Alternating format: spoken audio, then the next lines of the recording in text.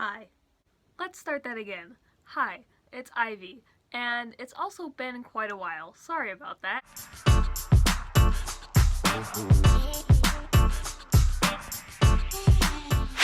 So I don't know how I haven't talked about Doctor Who on this channel before, but basically it's one of the most important pieces of media, in my entire life, so I thought today that I would. Today, I'm going to be doing a review of the first 5 episodes of Season 12 of Doctor Who, which is currently airing. I have my trusty computer down here so I don't forget anything, and we're going to get right into it. Ah, I'm told this is your expertise, dealing with the impossible. Now, this series opener was infinitely better from the last series opener. But I did kind of have some issues with it. I personally thought the monsters, I believe they were called the Kasavan, I personally thought they were a little too similar to the monsters featured in Flatline, and I also thought that the kind of villain guy, Daniel Barton, failed to be intimidating at all, and right off the bat I could kind of tell that he wasn't going to be the big bad in the end. However, all these problems I did have were kind of immediately offset by that excellent master reveal. I was a little upset because it seemed like they took Missy's character arc and they just threw it away, but I figured that was going to happen anyway because, let's face it, the Doctor always needs their signature villains, so it was gonna happen eventually. Ladies and gentlemen, see the incredible shrinking device. I actually really preferred Spyfall Part 2 compared to Part 1, which a lot of people did not seem to share that opinion, but that's just me. So I really liked the kind of chase throughout time element that was featured in the episode, especially because the Doctor was without the TARDIS, which was really interesting. I also greatly adored the female historical figures that were shown in the episode.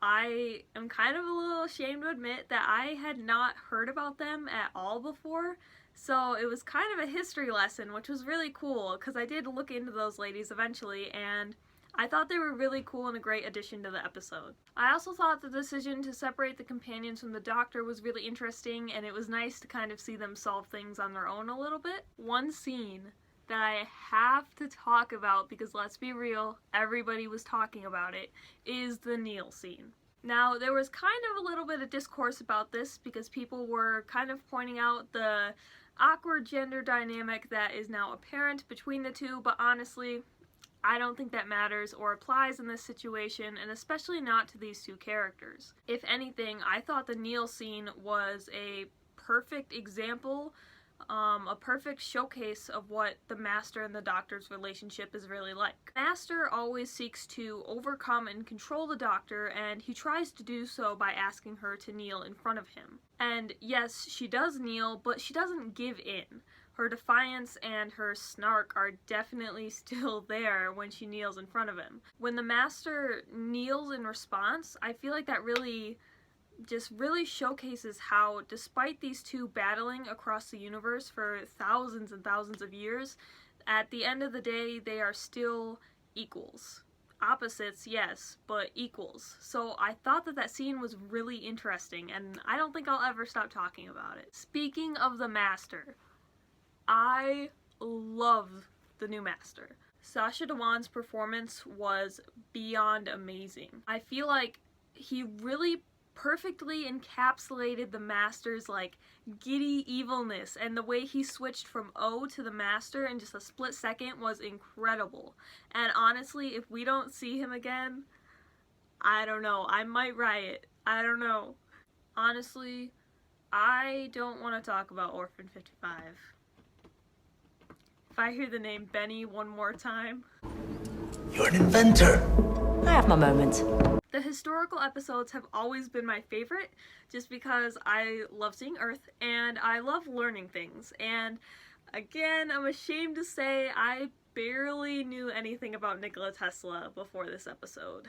I did take an instant liking to him after this episode though, and I thought that the actor did a really great job. I was really intrigued by the villain in this episode, and I was even more intrigued by the Doctor's choice to just kill all of them. The whole oncoming storm element of the show was definitely missing in season 11, and now they're kind of just like really bringing it in full force, and I feel like the Doctor choosing to kill the Skithra was like them just really slamming it on us. It was crazy. You missed me, right? Now, on to Fugitive of the Judoon. Would I be wrong in saying that it's easily the best episode in the Jodie Whittaker era? No, I wouldn't. This episode was just non-stop action and twists. I feel like I didn't breathe the entire time. If you were on Twitter, you're definitely aware that the BBC was shoving hype down our throats for a whole week. I honestly thought it was going to be clickbait. I thought they were going to bring back like Tim Shaw or something again, but no, they actually brought back Jack Harkness. Now, I am very happy that he came back, but I'm a little upset that he didn't reunite with the Doctor. So his comeback definitely did feel a little bit empty, but I'm just still happy to see him regardless. On to the biggest thing, the whole reason I wanted to make this video, the new Doctor. So this Doctor, played by Jo Martin, is excellent. I've only seen her for 3 seconds, but you know what?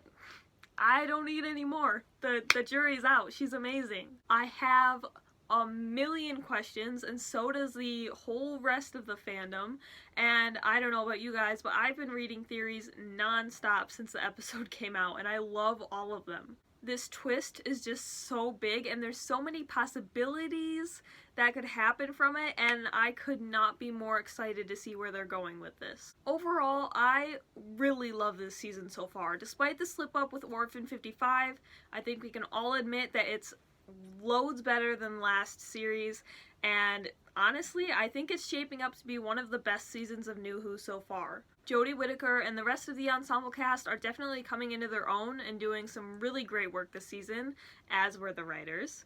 And yeah, I couldn't be more happy, and I'm beyond excited, so I'll see you in a few weeks' time when I make part 2 of this review.